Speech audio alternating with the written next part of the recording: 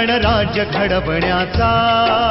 त्याच्या सर्व नागरिकांस सामाजिक आर्थिक व राजनैतिक न्याय विचार अभिव्यक्ती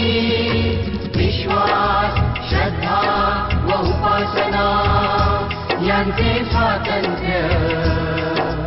दर्जाची व संधीची समानता निश्चितपणे प्राप्त करून देण्याचा आणि त्या सर्वांमध्ये व्यक्तीची प्रतिष्ठा व राष्ट्राची एकता आणि एकात्मता यांचे आश्वासन देणारी बंधुता प्रवर्धित करण्याचा संकल्पपूर्वक निर्धार करून